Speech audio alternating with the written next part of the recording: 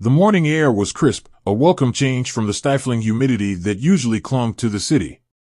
Dr. Manuel Del Rosario, a man of routine, set off on his daily jog, a ritual as ingrained in his life as the sunrise itself. He wore his worn-out running shoes, the familiar rhythm of his footfalls a comforting metronome against the quiet suburban street. He passed Mrs. Gable, her prize-winning roses blooming in vibrant hues, a gentle smile gracing her wrinkled face.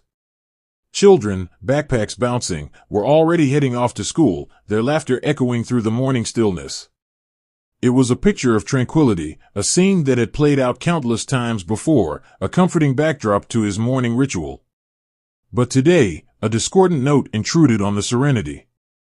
Two figures, their faces obscured by the morning shadows, stood near the end of the street. Their posture was off, their glances darting, a sense of unease prickling at the back of his neck. He couldn't shake the feeling that something was amiss. He quickened his pace, his eyes scanning the surroundings, searching for an escape route, a place to hide. But it was too late. They were already moving, closing in, their footsteps heavy and deliberate on the pavement. Fear, cold and clammy, gripped him. This wasn't a friendly encounter. These men were dangerous, their intentions anything but benign. He had to run, had to get away, but his legs felt heavy, leaden. The chase was on. He weaved through the sparse morning traffic, his breath coming in ragged gasps. He could hear their heavy breathing behind him, their voices a low growl. He glanced over his shoulder, catching a glimpse of their determined faces, their eyes gleaming with a predatory intensity. He stumbled, his foot catching on a loose cobblestone. He hit the ground hard, the impact jolting him. He scrambled to his feet, pain shooting through his knee, but he couldn't stop. He had to keep moving, had to survive.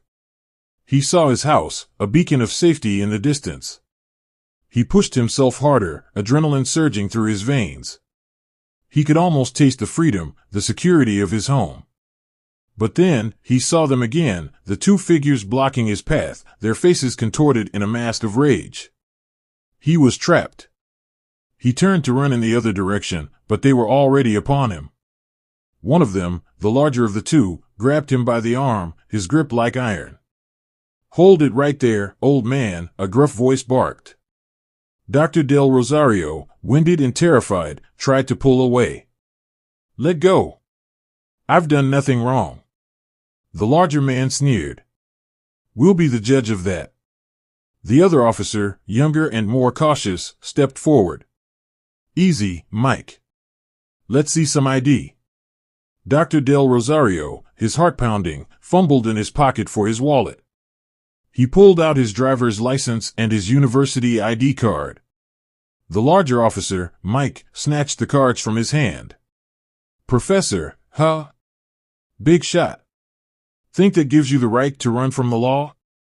Dr. Del Rosario, struggling to catch his breath, stammered, "I wasn't running from the law. I was just jogging. This is my neighborhood." Mike scoffed. "Jogging? Sure, you were jogging. Straight into a drug deal, probably."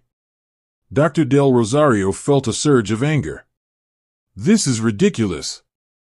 I live right there. That's my house." He pointed towards his home, a small, two-story house with a neatly manicured lawn. Mike glanced at the house, then back at Dr. Del Rosario with a skeptical look. "Prove it." Dr. Del Rosario, his voice trembling with frustration, pointed to his keys dangling from his hand. "These are my keys. I live there." Mike ignored him. "Let's see if you can open the gate." Dr. Del Rosario, his arm still aching from the fall, struggled to reach the gate. His hands, trembling with a mixture of anger and fear, fumbled with the lock. Finally, the gate swung open. Mike, still suspicious, gestured towards the house. "Go on, then. Get inside." Dr. Del Rosario, his dignity shattered, walked towards the house, his head bowed. He could hear Mike muttering under his breath, something about old people and acting suspicious. He reached the front door, his hand trembling as he fumbled for his house keys. Elena, his wife, appeared at the window, her face a picture of concern. Manuel, what's going on?" she called out, her voice trembling. Dr. Del Rosario, his voice hoarse, managed a weak smile. "Just a misunderstanding." He stepped inside, closing the door behind him. The weight of the humiliation, the fear, the anger, threatened to overwhelm him. He leaned against the door, his heart pounding in his chest. The humiliation lingered, a bitter taste in Dr. Del Rosario's mouth. He had returned home, but the joy of his homecoming had been irrevocably tarnished. The sight of his own gate, once a symbol of comfort and security, now seemed to mock him. Elena, ever the pragmatist, tried to soothe him. "Don't let them get to you, Manuel. It was just a misunderstanding." But Dr. Del Rosario couldn't shake off the feeling of dread. This wasn't just a misunderstanding. It was a violation, a blatant disregard for his rights, his dignity. He was an elderly man, a respected scholar, and yet he had been treated like a common criminal in front of his own home. He spent the rest of the afternoon stewing in his anger. He tried to focus on the conference, to recapture the excitement of the new ideas he had presented. But the memory of the officers, their arrogant demeanor, their dismissive attitude, kept intruding on his thoughts. He decided to file a complaint. He would not let this incident go unpunished.